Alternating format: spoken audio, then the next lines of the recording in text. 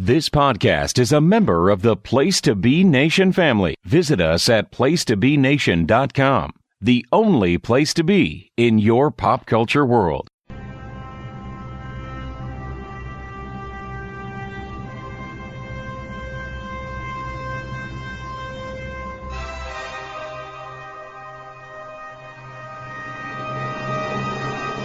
By popular demand, Place to Be Nation Wrestling returns to the Dirty South for Talk'n WCW, an episodic wrestler showcase designed to educate, evaluate, and entertain, with matches spanning the intimate stage of Techwood Studios to the heights of Space Mountain.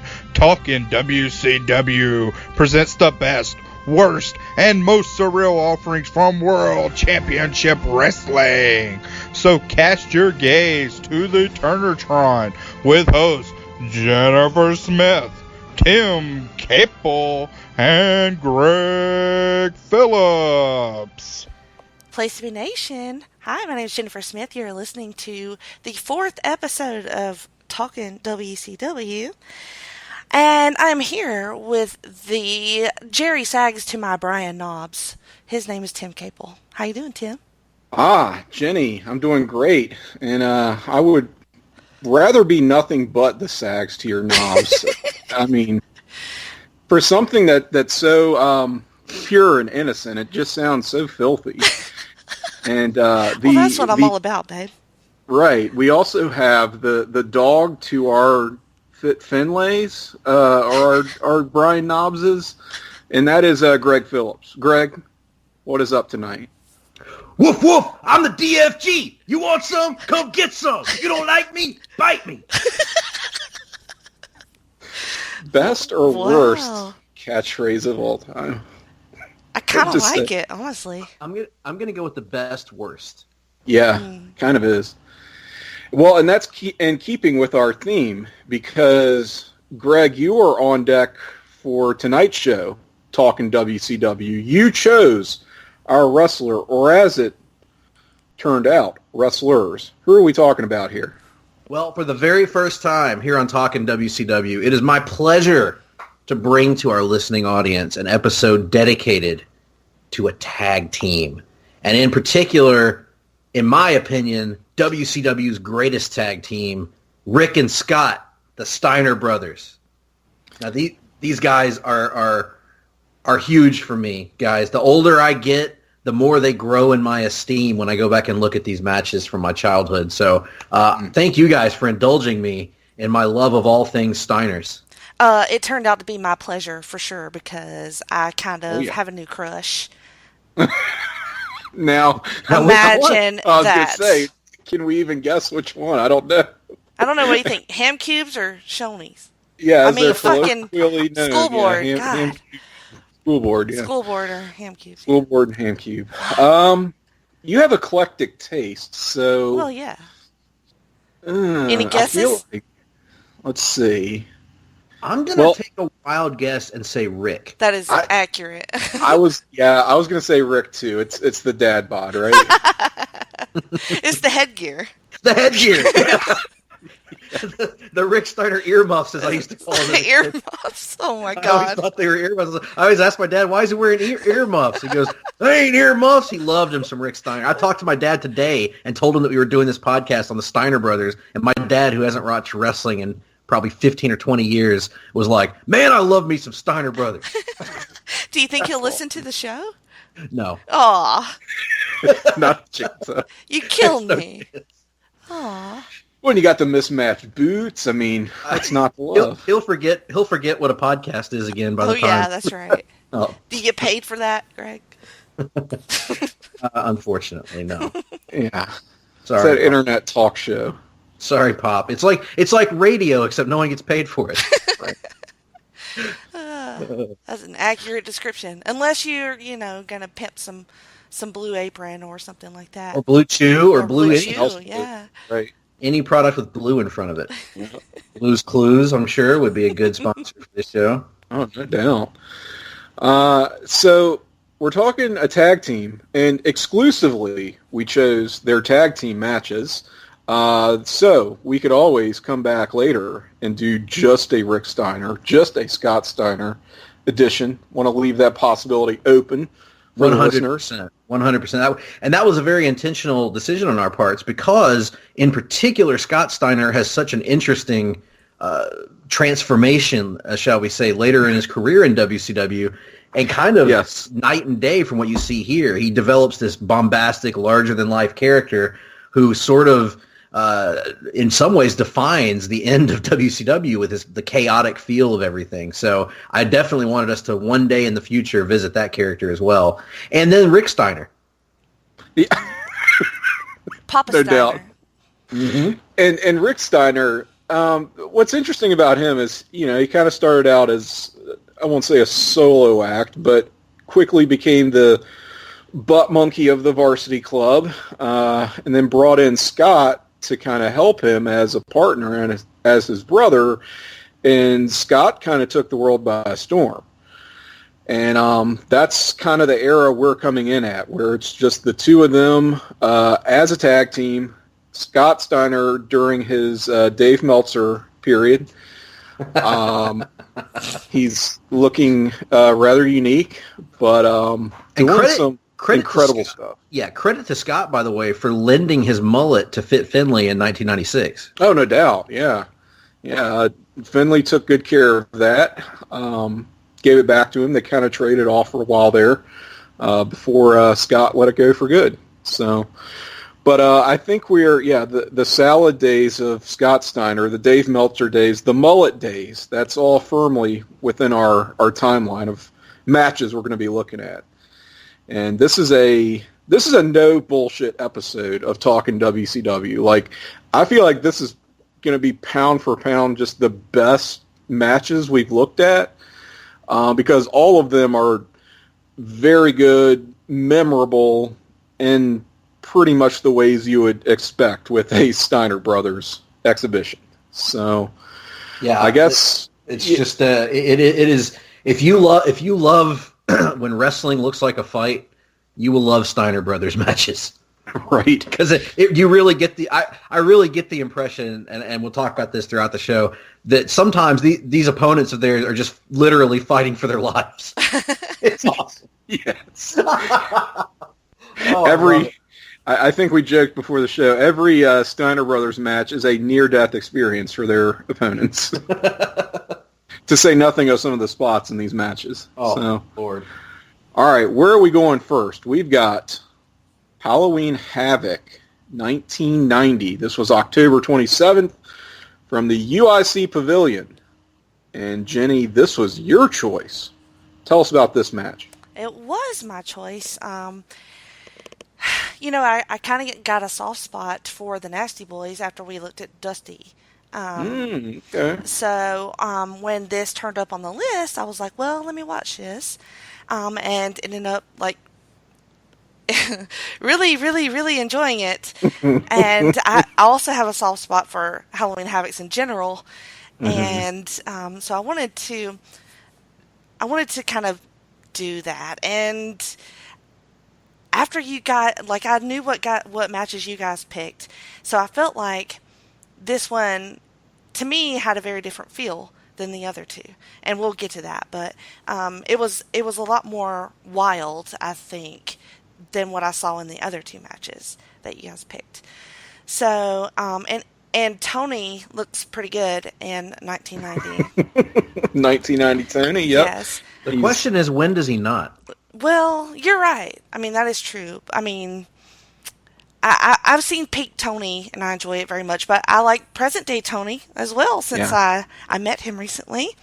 Yes, Jenny. In a move that really, to me, has now redefined our podcast. You're meeting with Tony Schiavone. Yeah, I think so. Well, it redefined a lot of things for me.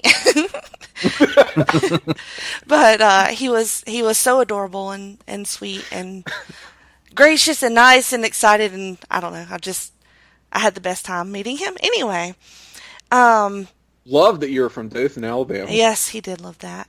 I mean, who doesn't? Really?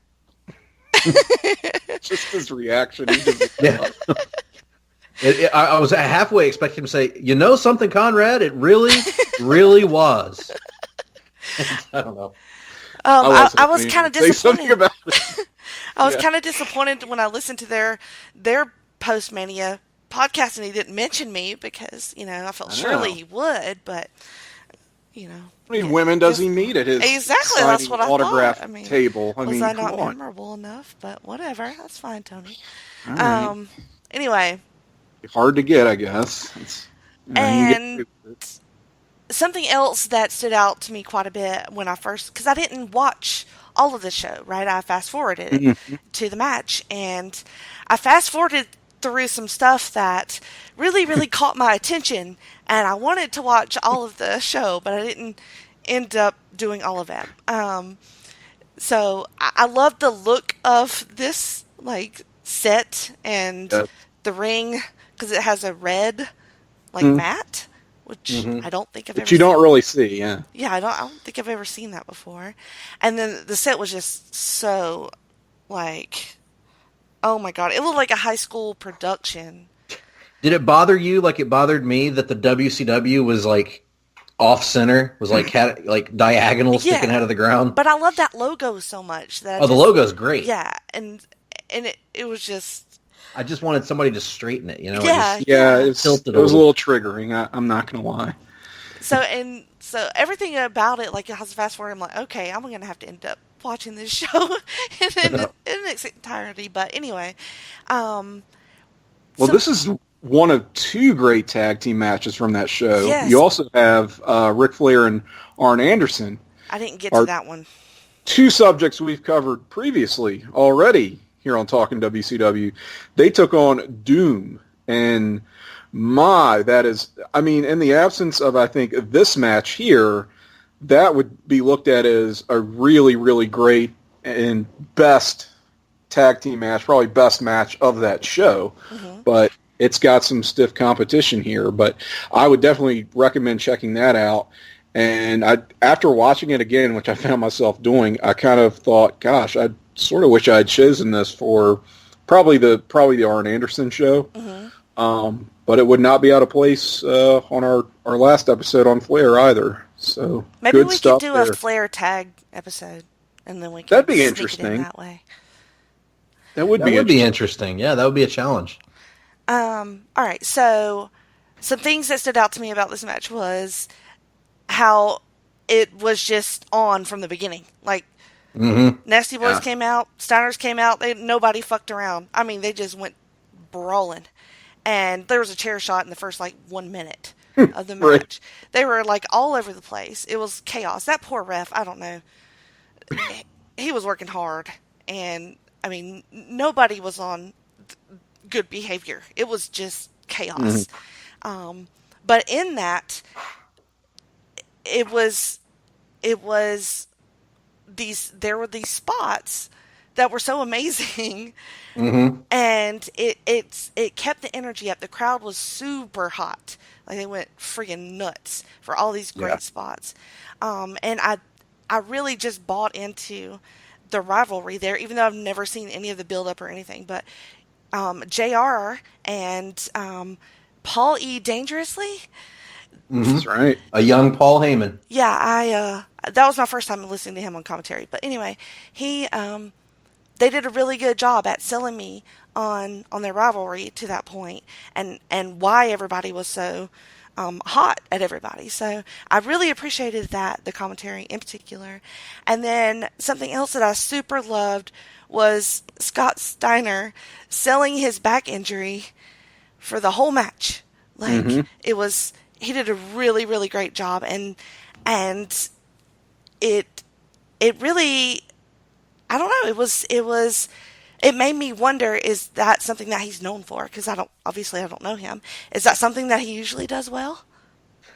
I don't, off the top of my head, I don't remember him doing that a lot in matches. The Steiners were not, they had matches where they took a lot of heat in the match where they're getting beat down by the heels, but I don't remember Scott in particular always selling the back or anything. I think the Steiners just kind of prided themselves on realism in their matches, and so they were, all of their stuff. That's one thing that stood out to me in this match as well is just how real everything looks. Yes. Like it looks like a fight. It looks like Scott is struggling to get by because he's legitimately hurt his back. Mm-hmm. You get the impression that if the Steiners are at 100%, they could tear through the Nasty Boys, but they're not at 100%, and the Nasty Boys are in their environment, drawing them into a street fight. So, yeah, I think it was just the realism aspect that led to such a good job of selling his back.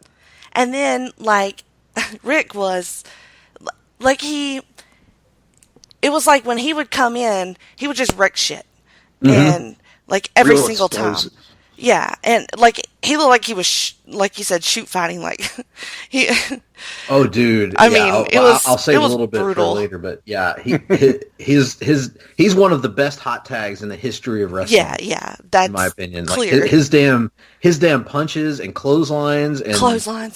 Oh, God, the Steinerized! Yes. Oh, my God. I mean, it was like over and over again. He gets one of them to bleed, Sags, I think, and it was beautiful. I was hoping for blood in that match. You had to have blood in that match. It was so freaking brutal and savage. What did you guys think? I will say this is one of my favorite tag team matches of all time. It's comfortably been in that position for a while. And I wondered going into this, Jenny, if you had seen it, or if you hadn't seen it, if you knew it by reputation, because this is a pretty, I won't say historically significant, but just it's always at the top of like greatest all-time WCW matches, greatest WCW tag matches. Of course, going back to 1990, it's so long ago that these days I think maybe it's easy to overlook, but anyone who was really into wrestling in that 90s heyday had this match pretty high on their lists. And the story always goes that this match got the Nasty Boys a job in the WWF. No kidding. Oh, wow. Yeah, the story was that, I don't remember who it was, Pat Patterson or somebody watched this match, and this is the match that kind of got the Nasty Boys on the radar of a team that the WWF really wanted, and within 2 months of this match, they were in the WWF, and they were tag champions by whenever WrestleMania 7 was. Very cool. I can believe that. I can too, because they do a good job here. They're getting that heel heat primarily in on Scott, cutting the ring off, making those quick tags. They don't have a lot of impressive offense in their own right, but they're doing their jobs kind of as ring generals, which has got to be difficult in a Steiners match where their thing is to be really dominant, to kind of squash dudes and get all their shit in, hit all these high impact moves, which they do here, but it has a flow and a rhythm to it where they're kind of coming up from behind, as the baby faces, drawing that, sympathy heat like you want to see, and it just works so well here. They get that spike pile driver. Oh my God. On Scott at one point. That was so dirty. Yeah, so dirty, and that leads to Rick coming in to break it up with the chair shot on Sags, which turnabout's fair play. It sure is. Which, number one, you don't see a whole lot of that kind of aggression, that ruthless aggression from a face, especially of this time period. But that leads to the Crimson Mask of Jerry Sags. And I don't know, he might have gotten busted open hard way there. They're talking about that's the thing too. JR and Paul E were selling that so well on commentary, talking about scalp laceration, which I don't know if there is or isn't, but pretty damn convincing to me. So. Yeah, it wouldn't surprise me with the live rounds they were throwing out there. I know it. And you can also just really tell when JR and Paul Lee are just into a match and into the dudes in a match. Like, they're going to be marks for the Steiners. They're getting more into it, and that love really comes through in their commentary. So that boosts it even that extra notch. Of course, you got all the great Steiner double team spots, the Bulldog. Was this the debut of the Steiner Bulldog? Because the Paul Lee treated it like it was. It may very well have been. This is so early in their run. I can't recall another example offhand of them using it. Maybe some of those late '89 tag matches. I don't want to say for sure. I know where the Frankensteiner debuted, but where was that? That was at Clash 9 in their match against. Well, I don't know that he actually really got to finish with it there, but there was a promo before the match where, like, they're talking about their childhood and their family and just all this weird shit, and that Rick or Scott was watching Frankenstein on television, and he just decided he's going to do this move, and it's going to be called the Frankensteiner. It was like, what? But it's just this really funny promo from Clash of the Champions 9, where ultimately that move gets named, and we really took the world by storm. It won the Wrestling Observer Move of the Year for like 3 straight years or something like that.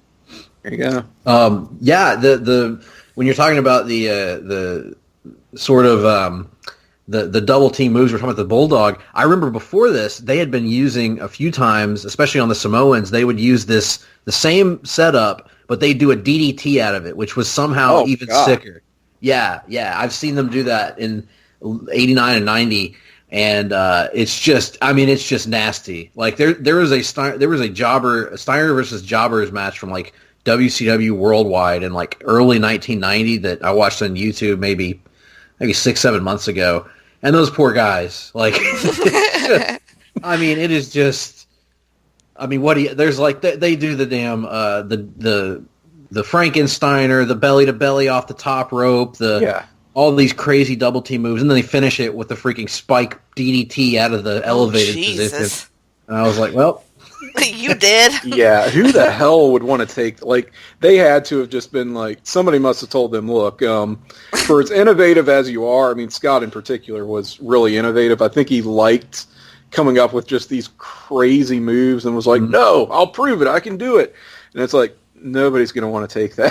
No. Like, he also had that. We kill somebody. Scott also, we didn't see it in any of these matches, I don't think, but Scott also had that Randy Orton in him, where when he hits a really cool move, he almost breaks character and goes and celebrates with the fans that he hit it.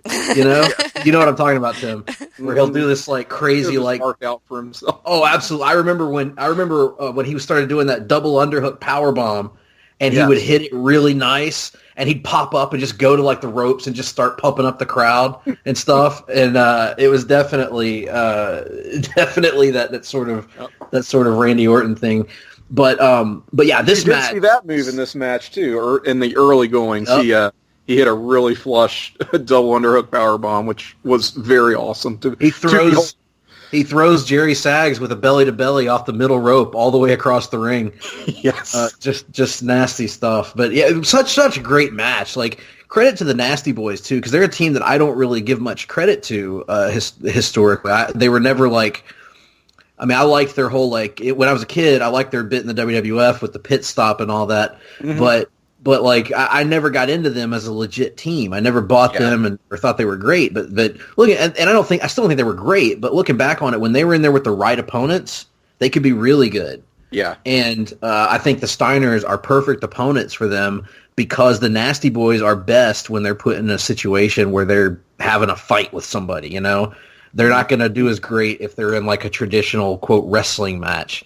And they did do all those Southern tag spots that you were talking about, Tim, the heat spots, but it's all through that prism of the Nasty Boys brawling and occasionally sneaking in a chair shot here, or a gouge of the eyes there, or a spike pile driver here. And they could take all of this crazy punishment that the Steiners like to unleash on people. I really liked all the chair shots in this match. Oh, they were sick. They were sick. Yeah, this was an awesome fight from top to bottom. And like you said, Tim, it's got a great reputation and well earned. One of the things that I wanted to bring attention to while I'm thinking about it, about Rick Steiner in particular, I talked about him being one of the best hot tags ever in wrestling. But like he is. It's funny that I was mentioning Randy Orton in comparison with Scott Steiner. Another Randy Orton comparison with Rick Steiner. Amazing punches. Yeah. He might like. I thought about that when I was watching this. I watched this one the other night, and Rick is in there, and when he's throwing these punches, they are believable as hell. And maybe that's because they were legit. They were, yes. But I don't get the impression that he's like Vader, where he's just like breaking people's noses with it and stuff. Like he's throwing just convincing punches that like that look like they're being thrown with ill intent. And I've always thought that same thing with Orton as well. That like they're punches that look like they're doing damage, like they're intended to do damage, and without actually being intended to do too much damage. And so he's just a master of that, man. Like I could watch Rick Steiner punch dudes all day long. Especially if the dude has the gall not to fall down after the first punch. Yes. Lord have mercy. Just tease off on him. I could watch him punch dudes. I could watch him clothesline dudes all day as well.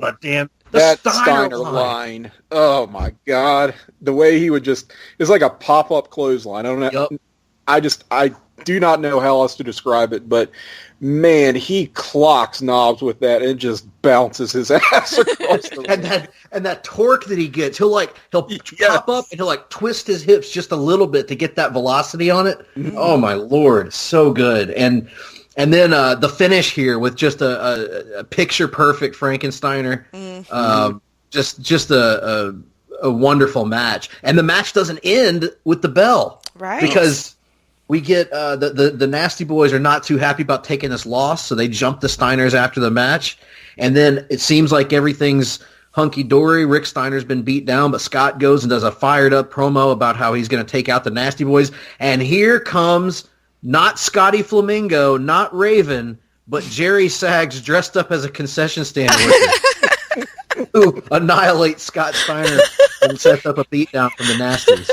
Yes, you could be forgiven for thinking otherwise. So, but it just keeps going. We get like a kind of a mini concession stand brawl here. Yeah. Why don't they do that post-match interviews anymore? I super love those. Yeah, they're great. They're a great time because they don't let people go off script much anymore. And so these days there was no script. So they're just saying what they want to say. And there's only a few people now that have that kind of leeway.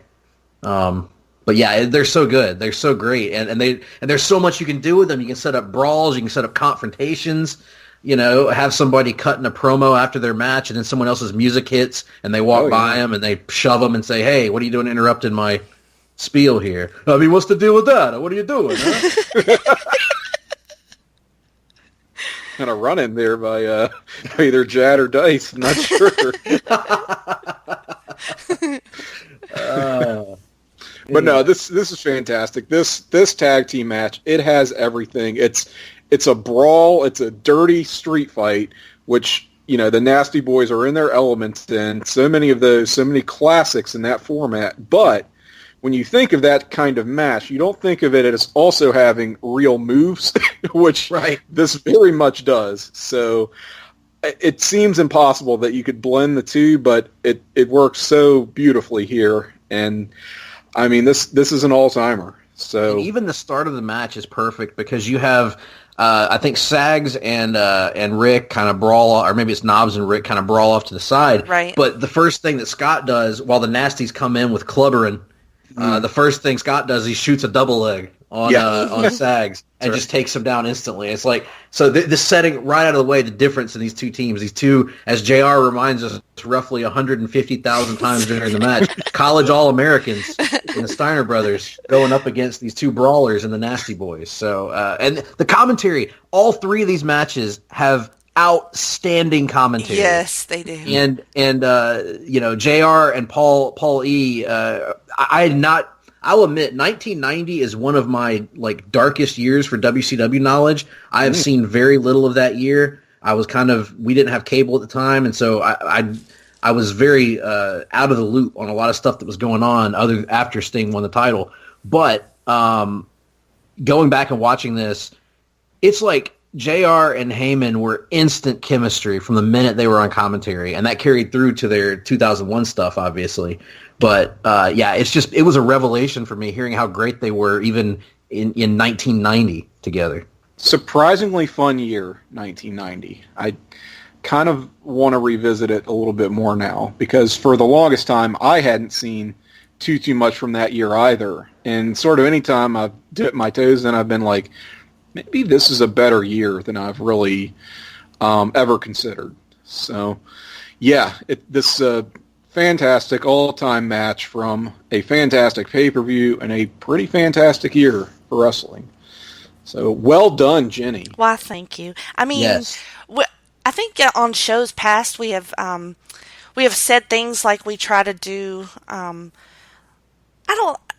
We've said some of our matches have been a little bit more obscure, but that doesn't mean that's not the first thing you'd think of. Right, Maybe. but that's not what we're doing ultimately on our show. No. We're not trying to shed Right. light on things that are obscure. So, And I think things there's that a are difference. popular are fair game Right. for what we're doing. Right. And I think there's also a difference in like Ric Flair, popular and well-known, versus the Steiner Brothers. Because they're not in the WWE Hall of Fame for a variety of reasons. And they're almost kind of forgotten to history in terms of the mainstream because they don't get mentioned on WWE television hardly ever. So I think in their case, their more popular matches really need to get attention put Right. on them so people Yes. can remember how good and how memorable they were. Because if it weren't for Scott being somewhat of a maniac, they probably would already be in the Hall of Fame. So, but I love him for being a maniac. So Yeah. I mean, plus, it's not like this match has gotten talked to death. no, And even if it had, it's Right, one right. out of 3 matches we're going to be talking about. Right. So Yes. totally Yes. fair game. So speaking of other matches, we are now going to 1992. It was Wrestle War, May 17th in Jacksonville, the Jacksonville Memorial Coliseum. Greg, this was your selection. Bring us in, if you will. absolutely. And right off the bat, I want to say I need to revisit this entire pay-per-view because this is a pretty damn good card. I mean, Brian Pillman versus Tom Zink, former tag team partners. The Yep. Steiner's match, of course, the legendary War Games match in the main event, considered by many the best WCW match. And on the undercard, you've got the Super Invader versus Todd Champion. Oh.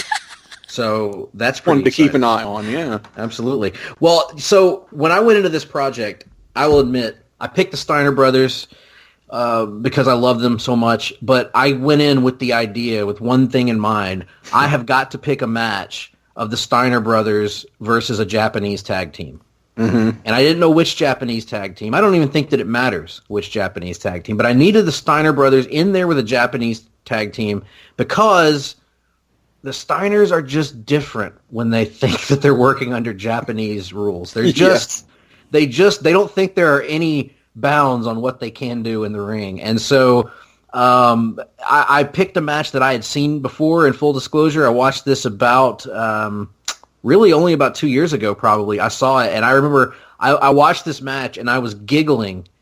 So I had to call somebody, and I called my good buddy and fellow hard-traveling fanboy, Nick Duke, and I said, You've got to watch this Steiner Brothers match. You just have to. I don't know if you ever did, but I just rattled on about him, about how great this was and how amazing it is and how it's just, because he had talked to me about how he enjoyed watching, he was watching the 93 Raws and how the Steiners were just obliterating these random nobody tag teams on Raw every week. And this, so I was like, but I knew that I wanted to get a Japanese team, and I saw this match, and it stood out to me in particular because the team that they're against here, the Steiner Brothers against the Japanese tag team of legendary wrestler Tatsumi Fujinami, who briefly held a claim to the NWA World Heavyweight title. Yeah. And a guy Main that evented that first Super Brawl with Ric Flair in 91. So in a not the greatest match in the world, but sort of a historically significant match for what it was, and how they got a little bit cute with the the distinction between the NWA World Heavyweight Championship versus the WCW World Heavyweight Championship. I thought that was a little bit clever. yeah, and not it certainly sure. led to some interesting stuff down the line. It did, very much so. I'm not sure how well that played with the The championship committee, if you will. And then Fujinami's tag team partner here is a guy I had never heard of before this match called Takayuki Iizuka. I am not the most well-versed in Japanese wrestling. However, this Iizuka man stood out to me on account of his hot pink trunks that he was wearing. Of course, me too. And I was like, hey, he kind of looks like the model Rick Martel if he were born in Japan. Mm-hmm. And so anyway, I picked this match, and it's about an 18-minute match that the best way that I could describe this is, and I wrote this in my notes, this is a fucking war. Mm-hmm. This just feels like combat. I'm an MMA fan as well, and this didn't feel too far removed from like everything. Everything looks legit. The takedowns, the leg work, even the mat work, like the headlock exchanges and stuff like that. It looks real. It looks legitimate. And poor Iizuka gets his nose broken. Oh my gosh. Very early in the match, and that kid shows so much heart. He does. This match, like he keeps coming back in and taking his whooping. And but it's a clear nose break, as clear as day when it happens. Like the Steiners do this a badass tandem move that I had not seen them do, where Scott picks him up over his shoulder like he's going to do like a Canadian backbreaker or whatever, and then Rick comes off the top with an elbow. Oh my god! And just lands on top of the kid. Yeah. And crushes his face, and then Fujinami comes in, and immediately after Fujinami comes in, Rick does a quick switcheroo, go behind, and throws him with a German suplex that just annihilates him. And yeah, so from the get-go, I knew this was going to be a war. I knew this was going to be a battle. And the great Fujinami holds the match together on his end because Iizuka is just trying to keep his wits about him. But, man, they keep fighting. They keep bringing it to the Steiners, this whole match. Some of my notes here, the German on Fujinami from Rick, the broken nose on the double team. Scott Steiner comes in and hits this beautiful tilt-a-whirl slam on one of them. I don't remember which one he hit it on, but it just looks like he could have swirled the guy around on an infinite loop if he wanted to. and it's just beautiful. I cannot express to you the weird aesthetic beauty of the Steiner brothers throwing men on top of their heads. Yes. It's I shouldn't like this, but I love it. Including throwing themselves on top of their heads. Oh yeah, they'll take as good as they give, no doubt. One of the strangest looking spots I have ever seen was Scott early in the match comes in, does what it looks like it's going to be a setup for a fall-away slam, but then he thinks he's going to do a moonsault, I think. Yes. But that's not going to work, so he just ends up dumping himself on his head. Yes. And he does it like twice. The second one was... Yeah, the second one he lands. Yeah, this was a move that he had actually pulled off before. It's like a moonsault slam, which is insane to think about for his size. Yeah. But he didn't pull it off against Fujinami. And just the body's like, I don't think he got all of that one, Jim Ross. And then in comes Iizuka, and he grabs him, and he hits it, and he goes, he got all of that one. I know exactly what you're talking about. Poor Scotty spikes himself on his head at another point in the match where he falls out of the ring and spikes himself on the apron at one point. But then a spot that isn't a Steiner's original, but is one of my favorite tag team wrestling spots, because the first time I ever saw it was in another one of my favorite tag matches, the Hart Foundation versus the Brainbusters. Tim, you might know the spot I'm talking about. The double top wrist lock, backflip out of it, and double arm drag both guys. Yes, awesome. And then what's so funny about that? It's a double Japanese arm drag, and it's literally a Japanese arm drag. He's arm dragging Japanese dudes. And then the beauty of this one is they actually extend it beyond just that, because the sequence is, as I recall, Scotty does the backflip out of it, double Japanese arm drag. Both Japanese guys get back to their feet, try to double clothesline him. He ducks it, and as the guys turn around, Rick flies off the top with a double Steinerline. Yes, awesome wrestling. And then I wrote again, what a war, on my notes here. Everything about this match is just when I say it's beautiful, I don't mean that in terms of like you would think like an RVD and a Jerry Lynn match or something where it's just great choreography or whatever.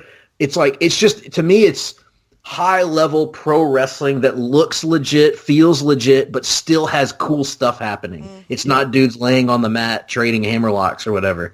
Right. It doesn't feel like a dance. It feels like a fight, but it's a very well crafted fight. Absolutely. That's a great way of putting it. And the heart of Iizuka to stay in the match with the broken nose and to keep coming back for more, the veteran tenacity of Fujinami, and then just the unmitigated power of both of the Steiner brothers. Rick comes in at one point, and there's a point where I thought he got legit heated at Fujinami because he comes in and just starts, throwing bombs on the dude. And I'm like, you're going to knock him out, buddy. You better pull back a little bit. Jesus.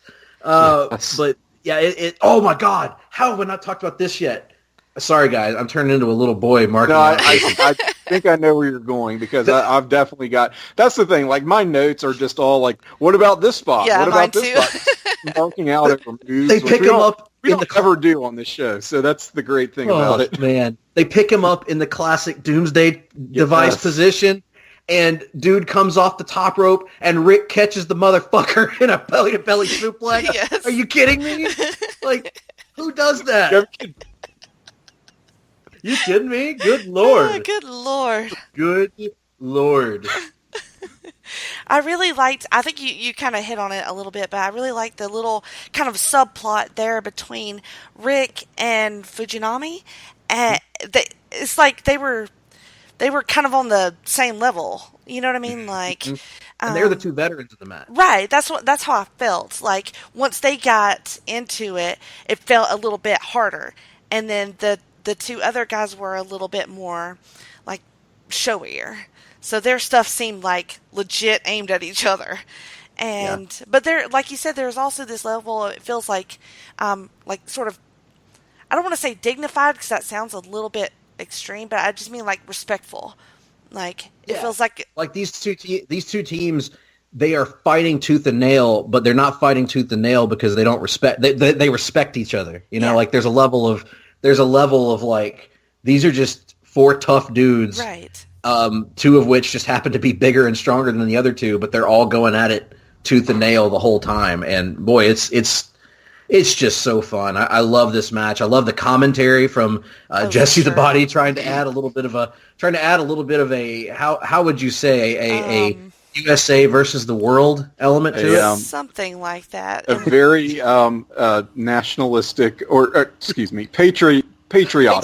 Yes. Because JR is talking about the athletic credentials of everybody, and they're like, and this is about, of course, to win the number one contendership to the IWGP Tag Team titles, which the Steiner brothers lost recently.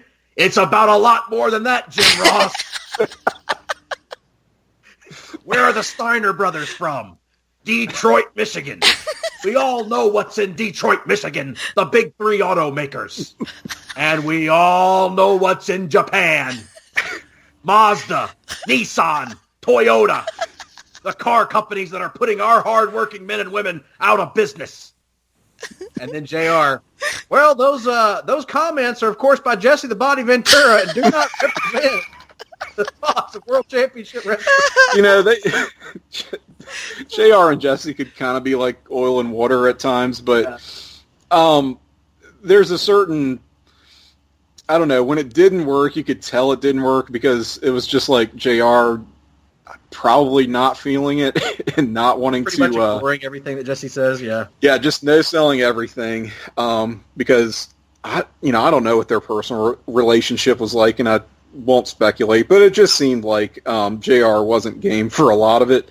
But here, it kind of just complements the match because you get different perspectives. You know, you have Jesse as a true color commentator here, and JR, of course, giving it that real sports kind of feel where he's talking about, because this is the number one contendership for the IWGP Tag Team Championship, we should mention.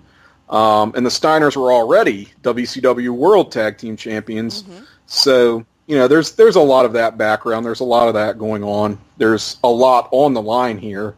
and the Steiners wanting to really cement their name, cement their reputation on a national stage. So you get all that from JR, and from Jesse, of course, you get the Nissan, Toyota, and Mazda line. Sounds like a conspiracy to me. And we can't. I never knew that. This is where our buddy Todd Weber would come in and say, I'm going to go down and check this out. Hold on. Right. This is like, I watched this one directly after the Nasty Boys match. It just felt so different, you know? Mm-hmm. And then later on, I found out the next match, it felt even more different. Yep. So I'm like, how many looks do these guys have? Like, is this how it is? This is how it is. This is how we live now. Yeah, we joked around earlier about how the Steiner brothers, you know, they have their thing that they want to get all their shit in and all that stuff, but they're also such a versatile tag team because you have the crazy ass brawl with the Nasty Boys. You have this sort of classic Japanese tag team, strong style, whatever that means, encounter between the two teams. Then the next match that we'll talk about is this powerhouse versus powerhouse, big dudes just throwing each other around Pretty much. recklessly. And then you've got like something like my favorite WWF tag match of the 90s is the Steiner Brothers versus Bret and Owen Hart, which is like a 30-minute, just totally, completely different match from any of the three that we're talking about here today. Completely different style and everything, and it's equally great. So That's amazing. Yeah, they're such a great tag team. No doubt.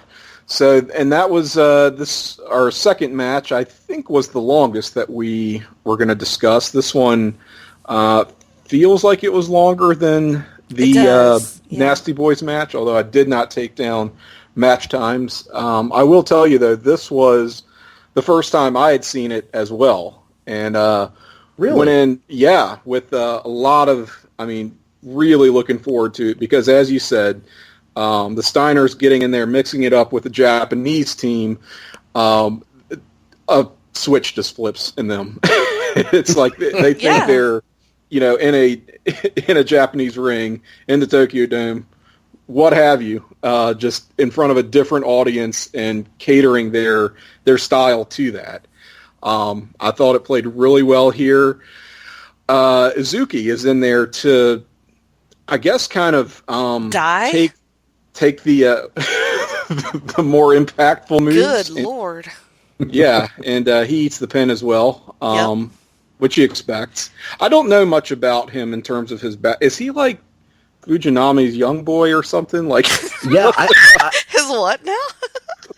I don't know. how do we explain this concept? Do we want to explain the concept of Young Boy, or do we want to just let Jenny keep imagining what it might be? Yes, please. Every show, y'all teach me something amazing, so this is it. Oh man, So, and I'm not even sure if I can adequately explain. I'm not either. We're kind of out of our element. Our element. Yeah, my understanding of the Young Boy system is like an apprenticeship of sorts. Okay. So when a wrestler starts in a Japanese organization, in this case New Japan Pro Wrestling, that young wrestler is kind of on the low end of the totem pole. So they're forced to clean the rings and set up the rings, and they have to sweep at the dojo and all that stuff. Mm-hmm. And they're assigned to a mentor or what have you, as I understand it, and work as what's called a young boy that will go and they will corner them. They'll like give them towels. They'll, presumably massage them and take care of their needs after the match and all that. Right, and wash them. They will wash them, rub them gently, pretty much whatever you need them to do, Caress them intimately, yes. Absolutely. Order Chinese takeout food for them and take it to their room and see what develops, They'll But Netflix and chill together. Absolutely. Or in those days, Betamax and chill. Laserdisc and chill. Yeah, they and so eventually how it works is once the young boy is there for a while, he's wrestling on like the low card matches and stuff. But once he's there for a while, he'll finally start getting matches, and then eventually he can become his own man and sort of it's a way of earning respect and also learning how to wrestle, essentially learning all the basics. So and then have his own young boy. That is fascinating, and it is. It's a totally different culture. I feel like I need a young boy right now, so Well, don't we all? I wonder if we could incorporate that into American culture somehow. He's a nice-looking young man. Man, yes. Tony was a nice-looking young man in the show as well. Tony was okay. Is this Hachi peak Machi Tony? for sure. Is 1992 peak Tony? When I saw him, I was like, Yeah. "Fuck." No shit. I was like, "Oh my this God." is when I think of like Beach Blast era Tony. He was Yeah. blondish. He's He had, thin. He's tan. He's got the little pretty blonde highlights. Yeah. Oh. yeah, it was, yeah. Mm-hmm. He's confident, he stands up to, he's He's not with- afraid to stand up in his interviews, He's with fucking Eric Bischoff, so it makes him look 10 times better anyway. The salt is strong. God, I hate him. Mm-hmm. I love your hatred of Eric Bischoff. I'm glad, because I think it's real and soothing. it's true. It's my most deepest emotion that I've ever felt. It's hatred. Not a fan of Eric Bischoff is one Jennifer Smith. Back to you, Tony. Very good. What? God, what else? God, what else? What else? So I think that's going to do it for this match. I right. loved it. Me too. I was going to say I was surprised how much Fujinami was really game for in this. He Like was. you wouldn't expect him to sell and take those moves like he did, but and he doesn't do the bulk of it, but he's still mixing it up in there. So credit to him. And yeah, this was this was a delight. I was very pleased on first viewing, and I think this is one I'm going to come back to a lot when I just need some comfort food. Yes, that's what terms I've of done wrestling. with it. I've watched. It's sort of one of those matches that I turn to when I just need to pick. It's weird that the Steiner Brothers matches really are like pick-me-ups for me, just because they're just so joyful. They're so joyful in their destruction of people. I need to watch something violent and intense right now. Can I just say, if I had like a time machine and I was forced to use it to create fantasy wrestling matches instead of something useful, I would like to see a tag team contest featuring the Steiner Brothers against Big Van Vader from like 1992 or 3 and Brock Lesnar. Oh, Holy God. shit. That's what I want to see. That would be so much freaking fun. I think that would break the earth in half. Yeah. I think it would just split right down the middle. Oh, fun times. Oh, yes. That is a topic for another day. Just historical, across time, across decades, fantasy matches that could produce some incredible encounters. Maybe you and Nick could talk about that on What If. On What If Wrestling. What Maybe If so. wrestling. Yeah. What Not a if bad idea. What if time travel were possible? And we were only allowed to use it for wrestling. Yeah. High concept, but I like it. Me too. Everybody can relive the match you've always wanted to see when Frank Gotch steps into the ring with Ken Shamrock. Oh, Jesus. All right, so we've got 2 matches down, 1 match to go. But before we do that, we are going to take a break here, pay some bills, and get some relief. Let you, the listeners, get some relief as well. But when we come back, we are continuing our trek forward, not time traveling, but stopping over in a year that we spent a little time in on this show previously. So stay with us, and we will be right back. Steinerline.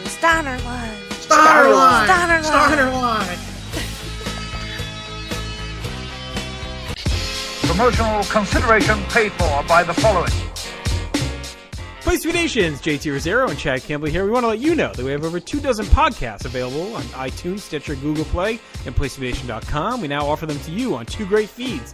On the Place to Be Nation Wrestling feed, we dive into topics running the gamut from today's WWE to the glory days of yesteryear and the ins and outs of the territory days. In addition to our full-length shows, we also deliver to you special pod blasts on topics old and new. The Place to Be Nation Pop Feed is a veritable treasure trove of great content. Offer tremendous shows covering the land of movies, television, life, comics, and sports, brought to you by the most knowledgeable and insightful folks in the podcast world. You can find all these great shows, plus archives of our past podcasts from over the past 8 years as well by subscribing to both feeds on iTunes. And while you're there, be sure to rate and leave feedback as well. All of these shows, plus others, available on PlaceMeNation.com, where we cover pro wrestling, sports, movies, comics, plus in-depth search projects, and much more. Be sure to support our site by using www.PlaceMeNation.com/Amazon when doing your online shopping. We want to thank our friends at Boneheads Wing Bar, ProWrestlingOnly.com, and TheHistoryOfWrestling.com as well. Be sure to follow us on Facebook, Twitter, Instagram, and Tumblr. PlaceMeNation.com, the only place to be in your pop culture world.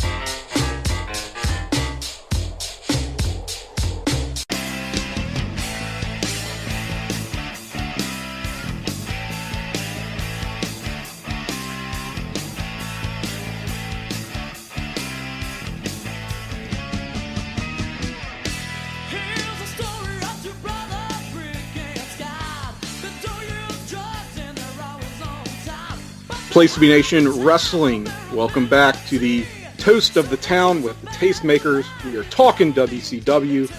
I am Tim Capel, here with the girl with all the gifts, Jennifer Smith, and the man with the plan, Greg Phillips. Before we get back to live action here, we have some moving and shaking going on in the land of Place to Be Nation. And Jenny, why don't you start us off with the Place to Be Nation podcast feed? What's been happening lately? Well, on the amazing Place to Be Nation pop feed, Russell and Sam dish about the classic Empire records on a new 90s to Nothing, which I fall in the category of loving that movie, but that's okay. Okay. And then you and I, Tim, talked to JT, Justin, JR, Rosero to relive the magic of WrestleMania weekend in New York City in a very fun episode. Oh, JR, you say? Ben Morris and Russell Sellers talked the first half of 1970 in a new Marvel Age Masterclass. Adam and Andrew deliver in-depth playoff previews on a dual offering of the NBA Team podcast. And the manager, Todd Weber, and you, Tim Capel, look at the Uncanny X-Men number 136, plus more in the latest episode of Conversation Comics. Greg... There's always plus more in all episodes of Conversation Comics. And I love it. It's a great show. And then you, Greg, and Nick reviewed Shazam for Shazam Month. Mm-hmm. How do you say Shazam, Greg? Shazam! There you go. And actually, to update this, we actually, in our most recent episode, reviewed, what was it? The graphic novel, Power of Shazam by Jerry Ordway. Oh, yes. Nice. And then Cowboy and D'Amato were back in the saddle with the new This Week in Sports, and they catch us up on everything since the Super Bowl. The manager, Todd Weber, again welcomed JT again in Binge Please as they talk the Netflix Marvel Universe and Daredevil Season 1. The manager, Todd Weber, also joined by also stopped by Laughing Theater with Andy Atherton to talk the movie Swingers in a very fun episode. Yes, and Jenny, also I wanted to let the folks out there know about a special project we have coming up here at Place to Be Nation Pop. What you got? Well, that project is, we don't have a name for it, but it's a giant-sized edition of our podcast. It'll be coming up at the end of May as we, the Hard Traveling Fanboys, wrap up our long-running Hard Travelers for Hire series. So this has been our series of podcasts where we look at the Marvel Cinematic Universe movie by movie. We started with Iron Man, and we have worked our way all the way through, leading into the main event, the coup de grace, if you will, which is, of course, Avengers Endgame. Mm-hmm. And to commemorate this occasion, we are going to be joined by past guests around our MCU journey for a retrospective look back at the highs and lows of the Marvel Cinematic Universe. And we want to hear the opinions of all the listeners out there, too. So after you've seen Endgame, please send in your full ranking of the MCU movies from 1 to 22. all 22 movies in the MCU ranked according only to your favorites and what you like the best. Send those to nickd@placetobenation.com, one of the 2 loneliest email addresses on the internet. I was going to say, what is he going to do when he starts getting actual email there? I don't believe Nick has logged into that account in 2 years. All right. So it seems really good that we're going to use this as, a basis as our for this. Calculating figure. Yes. Seems The well full thought out. composite. Look at that. All of the listener votes got thrown out somehow. The full composite rankings of Place to Be Nation will be revealed on the show. So get your ballots in to make your voice heard, and please vote Ragnarok high just so I can hear Nick's reaction. Also Ant-Man. Trolling In Ant-Man, yes. In Ant-Man. And Infinity War, if you want to really get my gall, which I don't think will be a problem. And Doctor Strange, if you want to get mine. Kind of mine, too. I'm somewhat in the middle on that one. But very handy that the month of May has 5 Wednesdays. So this will be a fun 5th week event. Yes, sir. Yeah, and our panel for that, I guess I can go ahead and reveal. Mm-hmm. You two will both be on our panel alongside Russell Sellers and the manager, Todd Weber. So this is going to be a fun and frivolous, undoubtedly, look back at the trials and tribulations and joys of this amazing thing that Marvel has created. We're the elite tastemakers of the comics world. I think we are. Mm-hmm. I think we are. We are. We are certainly we're no Dave Meltzer. I'll put it that way. Well, no, or Brian Cronin. Okay, I'm going to tell you about what's been happening on this very feed, the Place to Be Nation wrestling feed, where you are hearing this show. You can also hear the premiere episode of Making Towns with Friends. That is Steve and Rich exploring what could have been if a Money in the Bank match had occurred at every single WrestleMania since inception, which, wow, I'm just thinking back to some of those early 80s WrestleManias and the talent and the caliber of age and work rate involved. I want to see Big John Studd in a Money in the Bank match. Here you go. Let's do it. Dino Bravo, Money in the Bank match. Red Rooster. Yeah, so good on Steve getting in on the spin-off game. I mean, right? This show being a spin-off of Talk'n Pop, that being a spin-off of Songs with Friends that he does with Kelly on a quite frequent basis. So, congrats to Steve for his new show. I'm looking forward to their next show, which will pit people that hate each other against one another, called Making Enemies with Friends.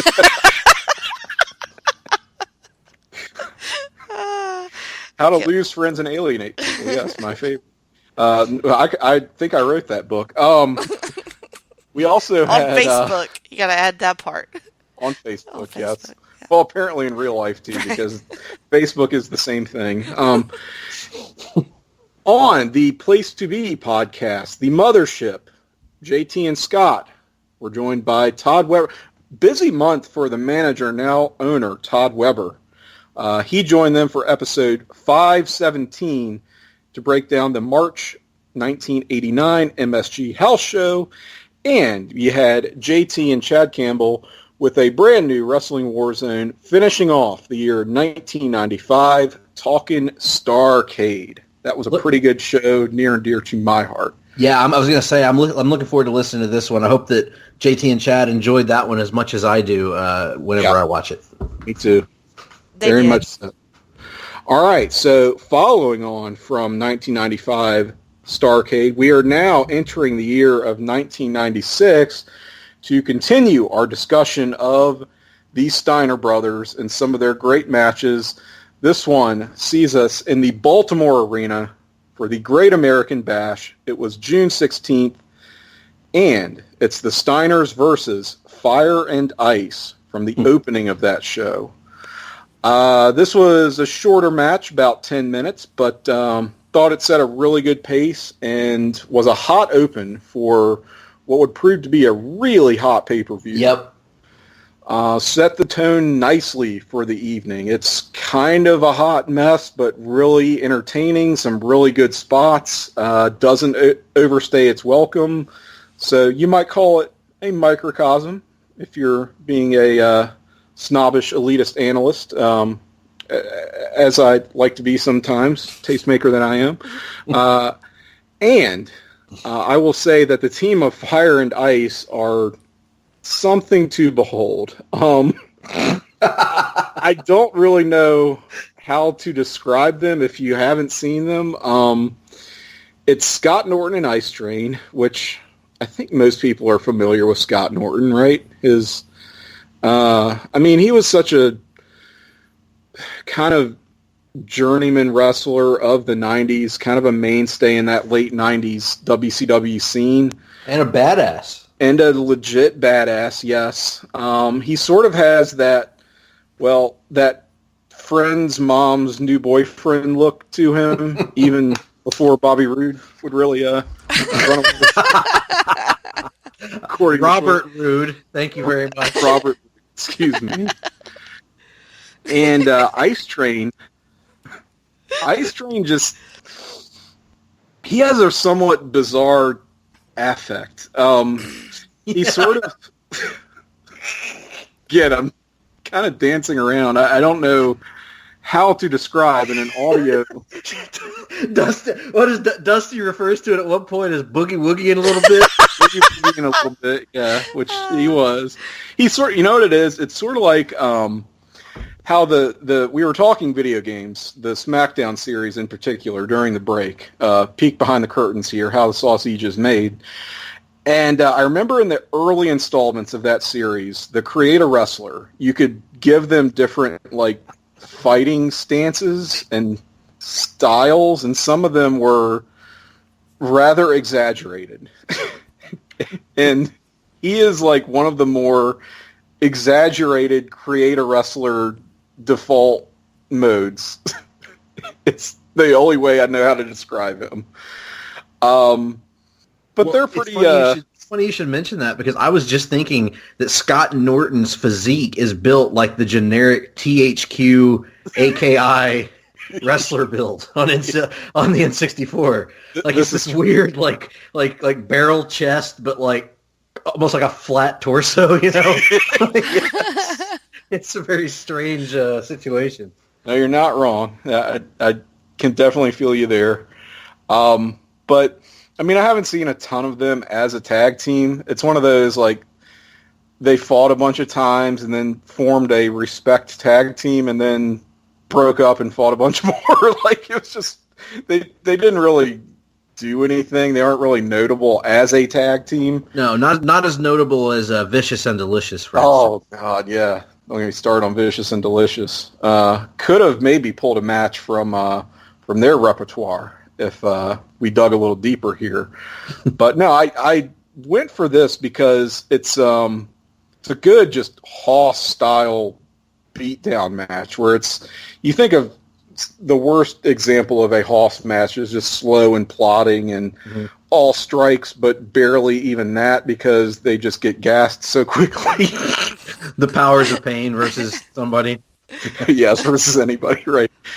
But this is just total opposite end of the spectrum where it's Hosses, but they're throwing each other around, clubbering, high impact stuff, and just going for it. A lot of energy, a lot more than you would expect from men of this size, let's just say. Mm-hmm. But yeah, it's a little bit, I call it a little bit sloppy, but in a good way. Right. There's matches, there's moves that don't really look as tight, as flush as you'd really like them to say the least. But it just sort of plays into how these two teams are approaching the match and approaching each other. And it's another one where pretty much everybody gets their shit in. Even though it's, just a little over 10 minutes, there's a lot packed in here. Certainly that double team offense from the Steiners. We see that Bulldog once again.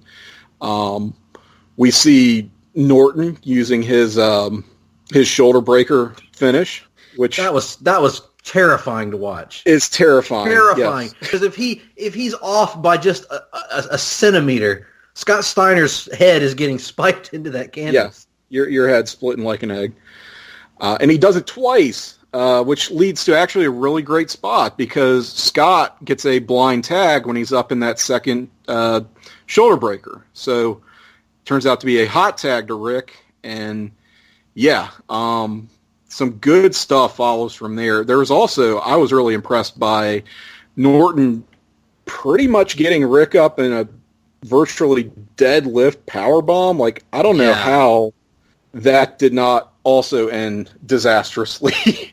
Flash Norton, from what I understand from people that have talked about him on podcasts and stuff, is like one of the most freakishly strong individuals that has ever been in wrestling. And that powerbomb of his has always looked really cool. Mm-hmm. He pops it off. Mm-hmm.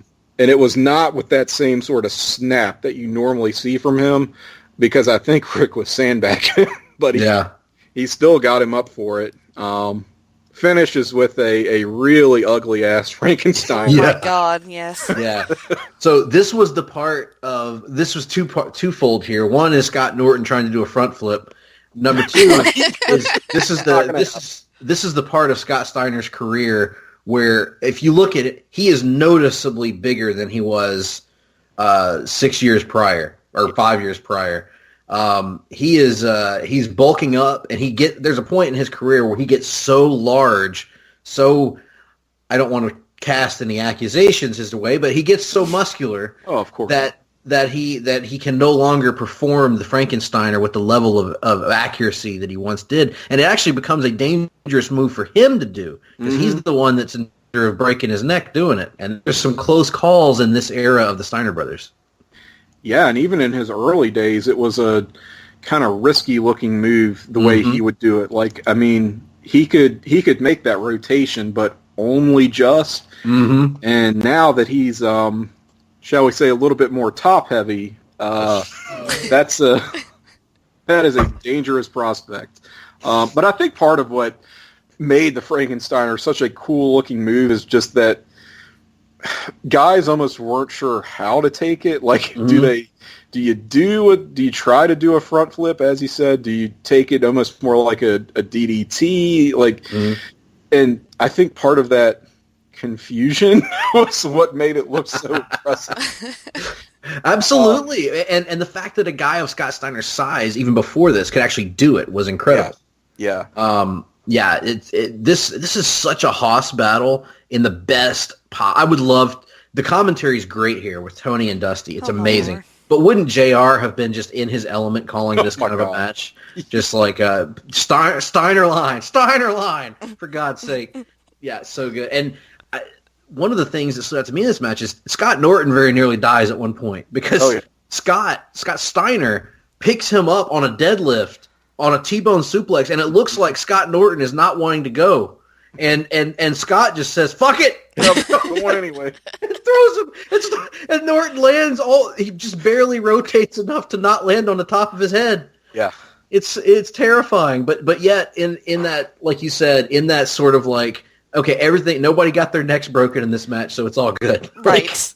It's like, it's fun to watch. They just throw each other. This is the best Ice Train has ever looked in his career, and I watched a lot of Ice Train matches in my days of obsessively watching WCW Pro when I was a kid. And this is the best he ever looked in a match. And Scott Norton was impressive as hell with some of it, even his agility. There's one part in the match when Rick Steiner like gives him like a schoolboy out of the corner. And he like rolls through it and pops to his feet and clotheslines him. Mm-hmm. And I was like, that's pretty impressive for a guy that wasn't known for his agility. And just the Steiners just throwing people around and taking it as well as they're giving it, because Ice Train and Norton certainly throw the Steiners around plenty too. I don't want Scott Norton chopping me in the corner. I know that. No. God, no. Even with his tongue stuck out in that weird way he would do, like he was trying to thread a needle or, bait a hook or something. I'm curious what Jenny thought thought weird this one. touches, yes. Certainly Jenny has never encountered the tag team combination of fire and ice before. I don't believe I have. Wouldn't think. But I will have to admit, when I got to this part of the show, I squealed as soon as I saw Tony and Dusty together. Cause Dusty in that red leather jacket. yeah, oh my god. I mean, even like right in the right before they even get to the match, he said something about birds up their butt. I mean, I paused numerous times to just die laughing. I can't, and I go into this sort of like weird, like, I equate it to like a church trance. Because, sometimes when you go to church and, like, the preacher's preaching, like, you're absorbing it, but it's like you sort of float off in this other dimension. And, like, I feel like Dusty just preaches. And that's what I do when I listen to him. He had you speaking in tongues with that silver tongue of his. He preaches the gospel of wrestling. He does. And it's just that weird feeling that I get from him. And then visually, I'm watching these guys, and they're all just fucking huge. And I'm like, they look like just literal, like, dinosaurs or something. Just like something. Yes. It's so, like, primal. And it was just, I don't know, it was just so, I didn't feel like much of a story from it, really, even though I think that's what set it apart from the other two matches that we watched, because it had just a different feel to it. It wasn't super heated like the Nasty Boys, and then it wasn't super, like, technical like the Japanese guys, so it just felt like this other just Godzilla, King Kong sort of thing. No structure. None. But just trading bombs. Right, yeah. and then this Dusty, just lyrical masterpiece on top of it. It was just a surreal experience, honestly. He says something like, Tony ain't never been hit on the elbow. Yeah, he never been hit on the elbow? He was right down that funny bone? I died. It paralyzed you. I died. It knocks off your Your equilibrium. But he calls it like an equilibrium. You knock out your equilibrium, and then he ends it with, and then it comes back. I don't know. I just can't handle it. I just stopped. I just paused it because it was just so wonderful. Like, I can't do anything but gush about Dusty. And I mean, there was some wrestling too, but I mean, good God. Yeah, the wrestling is pretty much devoted to four enormous human beings just fixated on throwing each other around the ring. Yeah, pretty That's much. the extent of it. Give me more. Yes, it's wonderful. They're just possessed. I feel like doing a Ric Flair giggle whenever I watch these matches. Me too. I did. So yeah, I mean, that was my match, and I chose it because I've seen it before and kind of considered it a little bit of a hidden gem. Figured, Greg, that you had probably seen it. Was pretty sure, Jenny, you hadn't, and I think there's a lot of listeners too who maybe haven't seen it. So go check this one out. It's sloppy, but in the best kind of way. Yeah, just do it for Dusty if you got to do it. I mean. And do it for Dusty. Yeah. And while you're there, watch the rest of this pay-per-view because it's really good. It's sneaky great. Oh my God. Yeah. Who else was on this one? This had a Sting and Lord Steven Regal in a crazy, shockingly great match that I had never seen until like 2 years ago. It had Lex Luger and the Giant in a shockingly fun match. What? And it has the Outsiders power bombing Eric Bischoff's ass off the stage through a table. You won me back with that one. It has Rey Mysterio in his WCW debut, I believe, against Dean Malenko for the Cruiserweight title. And that's a great match. And yeah, I mean, I don't remember what else was on it, but it has it has the take the money. Oh yeah, that's right. Mongo and Kevin Green versus Ric Flair and Arn Anderson, where Mongo betrays his friend Kevin Green, and he and the lovely Deborah join the Four Horsemen, and along who were managed for one night only by Bobby the Brain Heenan. Yes. So, I submit my last pure great Horseman moment. I mean, I know people say, well, what about the 98, September Nitro, Flair's comeback, Greensboro. Yes, great moment. More of a Ric Flair moment than a Horseman moment. Agreed. To me. I think is just the Horseman as a going concern. This was like their last really great moment, great angle. Yeah, together, cohesively. Yeah, because cohesively, yeah. You know, I didn't. Yeah, there were so much the Horsemen when you get to '97, and you have Flair and Piper running around doing stuff, and you have Benoit feuding with Sullivan for what felt like 10 years. Yeah. And you have who else? Mongo, Jeff Jarrett doing whatever. Jeff Jarrett, good lord. Good lord. But no, yeah. But instead of talking about Jeff Jarrett's WCW run, let's talk about how great the Steiners were. I know. Getting back here, what a team. And this is really just looking at a 6-year time span. Think about that. And just the best, again, pure pound-for-pound matches I feel like we've covered I agree. On this program. Me too. I mean, we've talked some great matches before, but up and down the show, this is just 3 different matches that all deliver in their own killer, ways. no filler. So, and what's crazy is we didn't even include what might be the best Steiner Brothers WCW match, which is the Steiners against Sting and Lex Luger from Super Brawl. True. Yes. Yeah, that's the main event to that Super Bowl. Yeah, it is. Yep, it was at that time. I remember. Now that's one match because I mentioned that I missed almost all of 1990 WCW once after Sting. No, Flair Fujinami was the main event. Oh, that's right. Yeah, you're right. This was 91. I'm thinking 92, which was Sting and Luger 1-on-1. Yep. Yep. For the title. Yeah, but I remember like this match with the Steiners versus Sting. I didn't give a shit about Flair and Fujinami. Nobody did. But like. Everybody was buzzing about this match because you didn't see babyface matches like that at the time. Mm-hmm. And we were getting the most popular tag team against the 2 most popular single wrestlers in WCW. And when I finally watched the match, when I rented the VHS from Blockbuster or wherever, as a kid, I was just blown away by how crazy. It's another one of those, like, it's like 11 minutes or 12 minutes or something like that. But there's no rest holds. There's nothing. It's just... They're all just trying to kill each other. It's great. Yeah.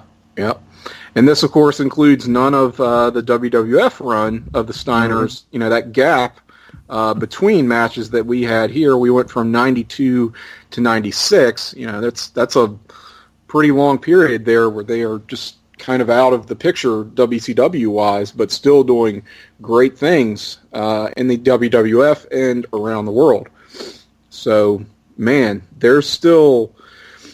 there's a lot that this team has to offer, and we could do a sequel on them. We could do just Rick. We could do just Scott. I mean, possibilities are there's another like delicious. Kind of honorable mention match. They have a tag match against Vader and Mr. Hughes, I believe, on a Clash of the Champions in like 91 or something like that, and that's an amazing match. And then.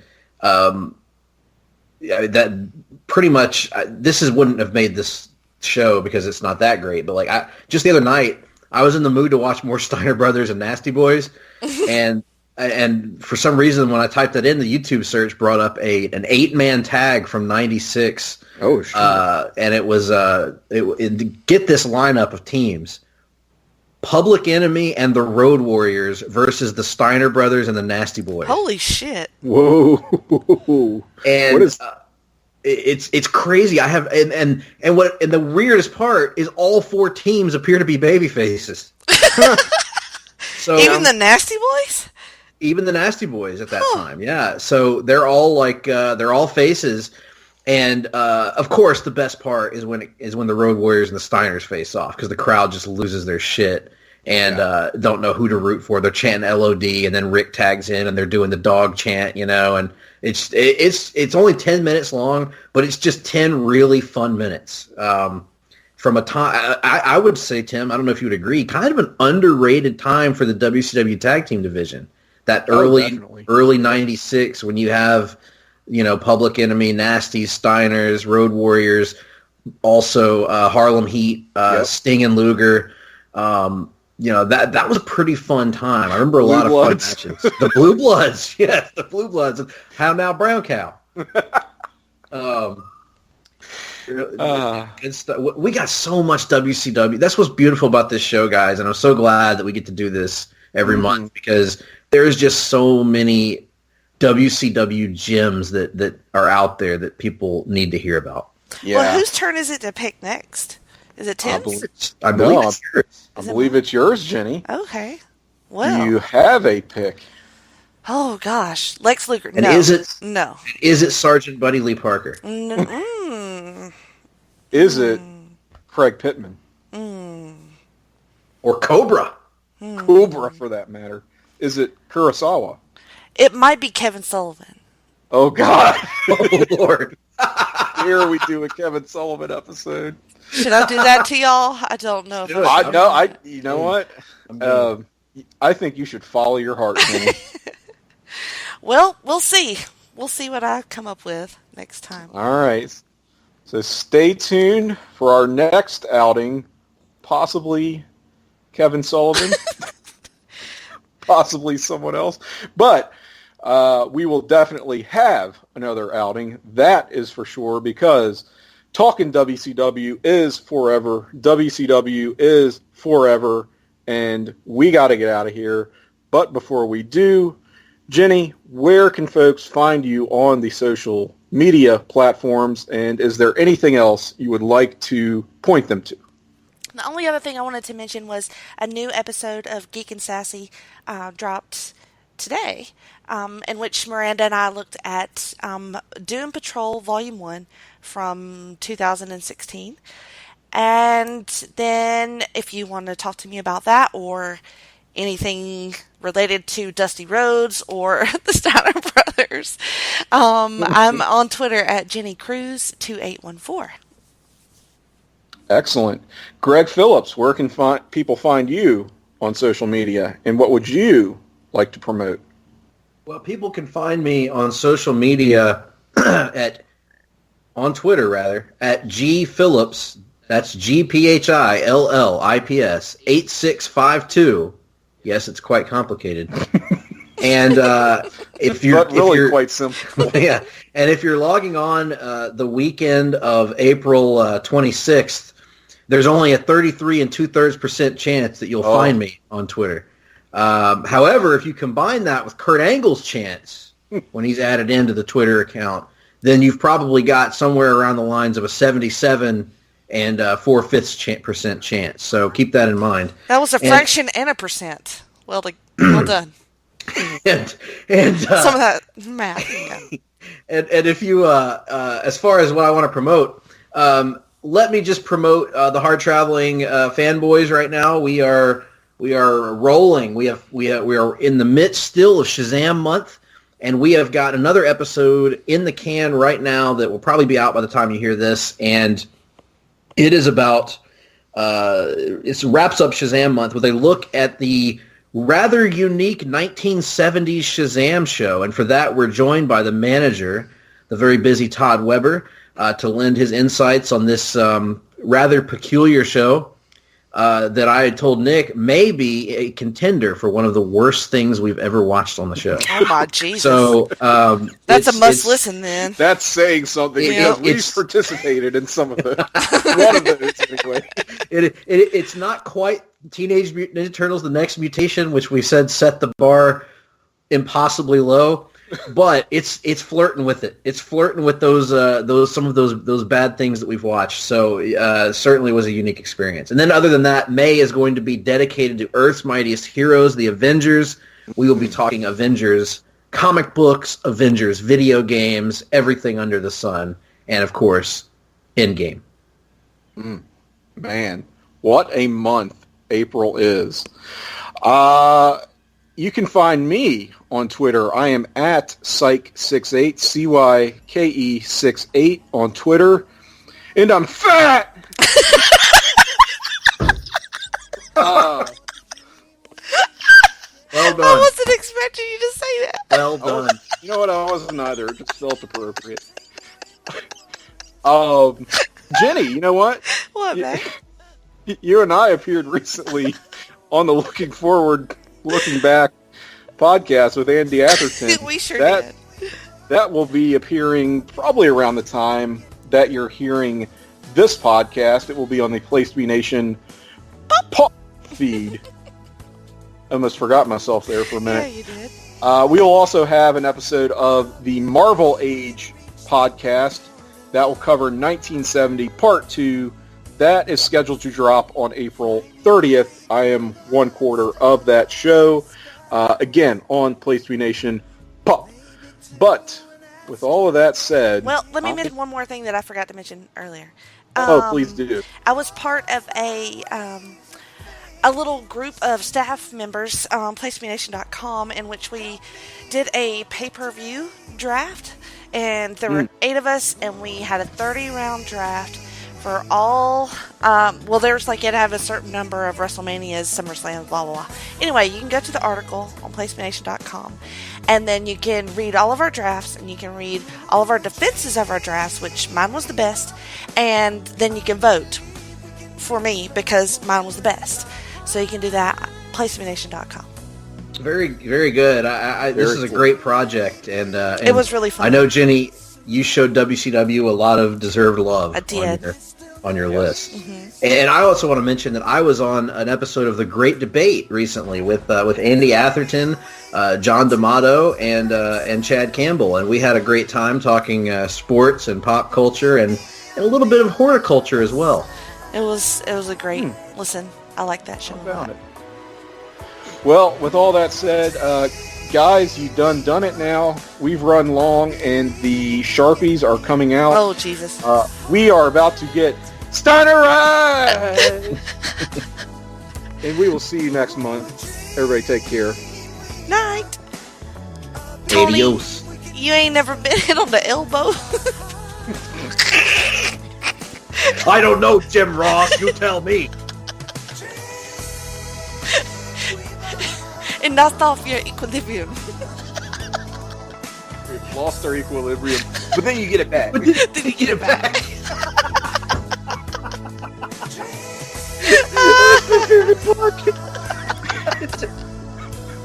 You're thinking it's going to be this giant, like, match-changing strategy. Nope, you get it back. Nope, you get it back.